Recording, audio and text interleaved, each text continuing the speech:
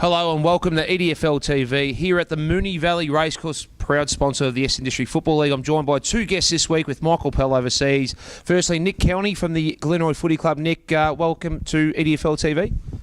Thanks, buddy. Good to be here, and thanks for the invite to be on the show. Greatly appreciated. And we're one mic short, mate, but you kicked 11 goals in the weekend as the reserves reserves coach for the Glenroy Footy Club. Great effort, and you've been part of the league for about 5 or 6 years now, so great to have you on the show. But Luke Kinniburgh, former Aberfeldie senior player, Tullamarine senior player, been one of the greats for the last decade in the EDFL. Now just cruising in the Aberfeldie Football Club twos, mate. Always seeing the best, and you're the big function manager here at the Moonee Valley Footy Club and a proud sponsor of the EDFL. Certainly, Muddy. It's good to be here, and the club's certainly been supportive of the EDFL over the last 3 to 4 years, and we certainly see a lot of the local clubs through here with their presentation nights and annual balls and the like, so it's good to be here on night like tonight. Okay, guys, we had three great rounds. Three great divisions over the weekend, some great results, cracking results. Division 2 was with some really close encounters, but the first one was Hillside, 98 to East Keilor, 32 guys. You know, just really showing their dominance. East Keilor had done nothing wrong the month before. They'd won most of their games. I think they won 4 or 5 straight, but they've went up against this Hillside team, which is extremely good, and just some of the quality of players they have, Luke, are fantastic for Division 2. Oh, certainly, Matty. I think Hillside's the clear leader. You know, Moonee Valley set the standard early in the season, but they've got a great spread of players across the board. I think their imports, Edwards, O'Halpin, Hargrave, they've all been terrific players so far this year, and we'll hold them in good stead for the upcoming final series. And Stephen Kolonyuk as well, against his old side. There would have been a bit of fill in there, going up there and having East Keilor against him as well. But look, a great effort by the Hillside Footy Club, and really them and Moonee Valley just making the gap much bigger between second and that group in third, fourth and fifth position. Jacana 69 defeated by Kobe Districts 94. That was one of the 8-point games, and look, a great win by Kobe Districts. They upset Moonee Valley, who were undefeated last week, and all of a sudden have beaten Jacana at home. So Jacana, as we said, that only won one game but have not been disgraced at all. It was a pretty good close game, and without Paul Curie as well, Kobe Districts starting their on their feet in Division 2. Yeah, look, it's good to see Jacana get a win last week, I think it was, and competitive again. Bit of the whipping boys in B grade last year, but with the addition of Division 2, good to see them being a bit more competitive this year. Yeah, good effort by Jacana. Well done to Kobe Districts, and big Tarek Megani, 35 years old, kicked a lazy 2, so he's just finding his feet there in his second game for Kobe Districts as well. Roxburgh Park defeated Keilor Park in a cracking game of football. This was another 8-point game, and Keilor Park came off that win versus East Keilor. So before that, East Keilor had been sensational, but they'd won 5 in a row, but they've lost 2 in a row. But Keilor Park really probably may have penciled this in for a win at the start of the season. We know how much Roxburgh Park's improved. Roxy at home, always a better side, and a fantastic win. And well done to the Roxburgh Park Football Club, playing fantastic football and a real buzz around there. And they now move back into the top 4. And the other one was Moonee Valley, a one-sided win versus East Sunbury. But great to have East Sunbury kicking 3 goals, 5 guys. They're improving. We do remember Greenvale and Taylor's Lakes when they first came into the competition, certainly copping some hidings, but they stuck together and became successful clubs. Yeah, no doubt about that. And ex-Abers under-18 coach up there, Casey Whelan, so he's had the job at hand this year, and it's remarkable for guys to just stick fat year in, year out, or for the whole year really, and come up and only kick a couple of goals each week. It'd be hard work, but they clearly got the job ahead of them for the next few years, and I think they'll be in better stead once they establish their club. Well done, the Moonee Valley Footy Club. Robbie Ball too, the ex-Williamstown, Williamstown listed player, played his first game for Moonee Valley, and if they can get him for the finals, he'll be massive for the Moonee Valley Magpies. Okay, Division 1, Nick, and there's some cracking games, but none bigger than the Tullamarine win over Taylor's Lakes. That was our Division 1 match of the day. 12-point win to Tullamarine. Ash Manning and his men keep on doing the impossible, and now they have to be regarded just about as premiership favourites with your mob. Yeah, look, it's interesting with Tulla. Ash Manning, who coached the Roys to a flag 5 or 6 years ago now, getting the most out of Tulla boys with a heap of injuries.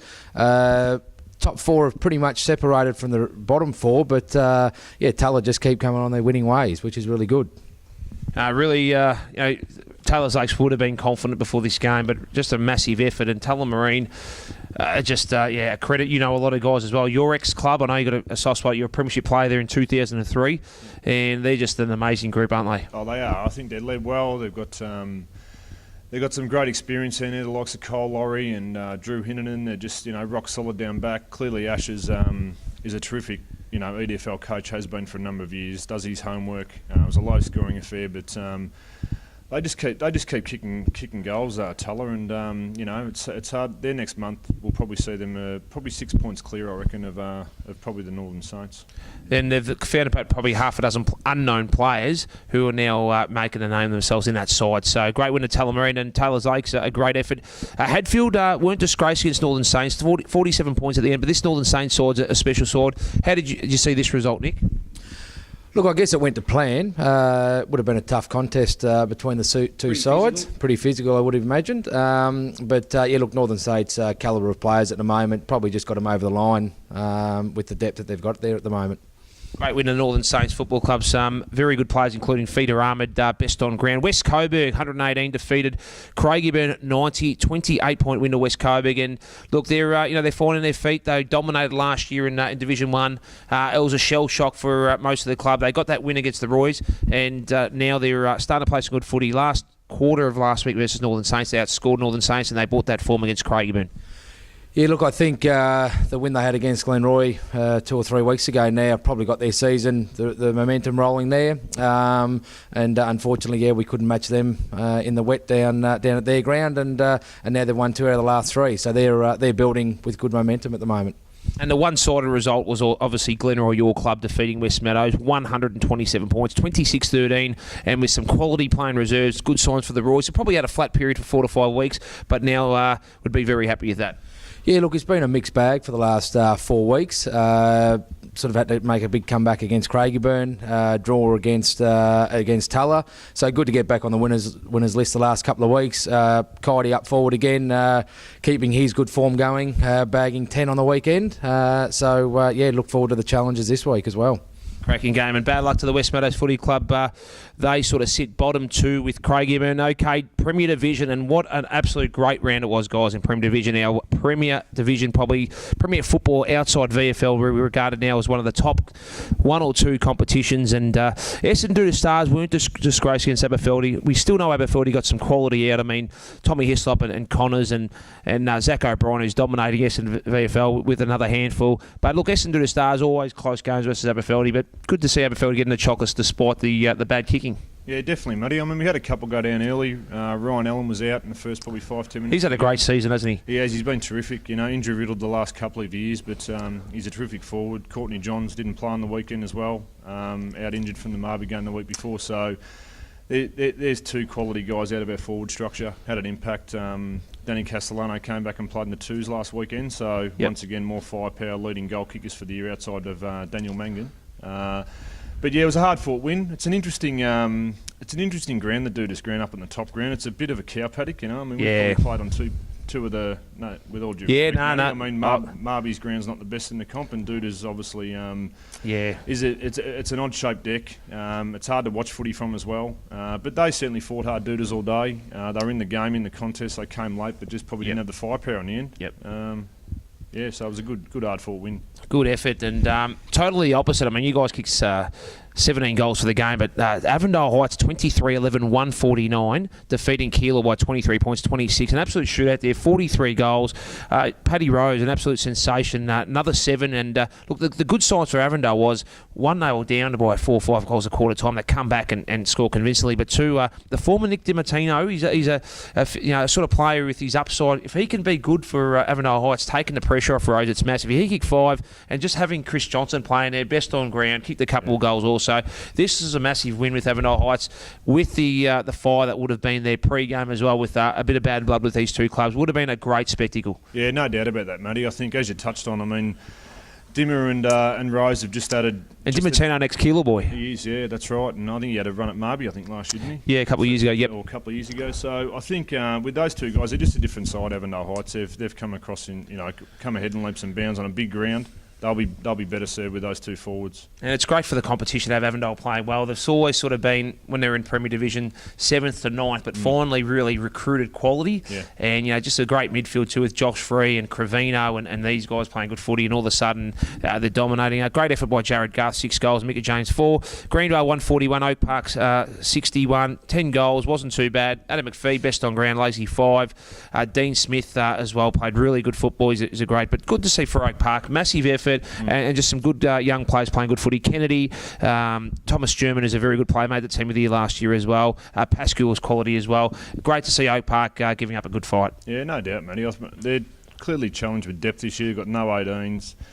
Their reserves got beaten by 35 plus goals on the weekend by Greenvale. But to throw up a fight, to get within 10 goals of Greenvale, I think is a massive effort. They'll clearly, at this stage, go down unless something drastically goes wrong with Pasco Vale. But to kick 12 against the reigning Premier is a pretty good effort. Yeah, great effort by Oak Park, and well done to Greenvale. Nick, we didn't want to mention this before, but you didn't want us to mention this before. You kicked a lazy 11 goals, 2 in the reserves, but was overshadowed by a Greenvale reserves player and a friend of yours, John Kent, who kicked 14. Yeah, I thought I did all right on the weekend. Finally had a dry day, and then checked the results in Premier League and saw Johnny had kicked 14. So he's travelling well. Obviously, he used to play at Glenroy a few years ago in the flag. So good to see him playing really well, good footy at the moment too. All of a sudden, his name comes up in contention when Anthony Rock's selecting us all this week, and I'm sure Brucey will be knocking on the door, bringing in Rocky an extra drink or an extra Parmigiana there at selection, and just mentioning John's 14 goals. But well done to Kenny. But great effort by both sides. Airport West, we started with a great anti-bullying luncheon beforehand at Bill Shorten there. Some great cancellers from Moonee Valley Moreland. They beat Pasco by 45 points. Convincing win. Are they the dark horse for a Premier Grand Final, I ask you? Look, they've had a great month of footy, Matty. But I think they've got a tough run. They've got a really tough month now ahead. I predict they'll probably just miss finals. Yep. But I mean, they've got us this week, and they'll bring a lot to the table. They're terrific against us in round 2. They'll set themselves up for a big week. And then obviously the next month, I think they only play each of these 4 sides in contention with that 3rd and 4th spot play each other, and then I think they all get a run at Oak Park or Pasco Vale. So games like Saturday for them are huge. Yeah, and Pasco Vale too. It has been a disappointing season for a great club. I probably see their finals chances probably finished now. That definitely with that loss. And look, good thing is I got to speak with Adam Contessa's father pre-game, and he was very complimentary of the standard of the competition. I asked his comparison to the Northern League, which Adam was a Bandura player for 4 or 5 years, and he probably said 8 to 10 goal difference. So it's a great compliment to the comp. And well done Airport West, Adam Contessa, and the club playing fantastic football. Marby Park defeated Strathmore, match of the day. Great win. It was on radio to the Marby boys. Strathmore hit a 29-point lead not far before half-time. Winter and Matt Little dominated in the first half, but I think the move of putting Jack Anthony back onto Adam Winter was exceptional. Brodie Holland very good in the middle with the Lee brothers and James Philpott best on ground, and got Marby a win that most people wouldn't have predicted. Yeah, I mean, Philpott's a barometer, in my opinion. They've had a great fortnight, Marby. And he's had a great 2 weeks as well. He's good against us the week before, clearly, and he was good again on Saturday. And I mean, Strathmore clearly lack or miss Jones. Winter has to roll through there at times, and they've had a really good fortnight, the Marby boys. And look, he's probably one of the most improved players in the competition, James Philpott. A lot of people sort of are quick to criticise him, but apparently he's worked hard on his fitness, his mobility, and took a lot of good pack marks. And he's been no stranger in the best back ruckman, and may even be a contention for team of the year. He doesn't have that AFL profile like the Barry Brooks over the years, and Cameron White and these other guys, but really have an exceptional season. So great win to Marby Park as well. And Strathmore, you got some mates there, probably would have been disappointed with that one. But Doring and Grime are out a massive outs, and Dale May massive outs for Strathmore. Yeah, look, it's interesting to listen to from us in Divi 1 to hear the colour of the players that you talk about. Just shows how strong the EDFL league is at the moment, and how competitive it is. And I guess from our perspective, looking closely at Airport West, who came up from Divi 1 last year, good to see them being competitive and what needs to be done if sides do go up to the Premier Division. Yeah, definitely. So well done to Marby Park defeating Strathmore. We're going to go to a small break, and we'll be back with the next round previews in EDFL.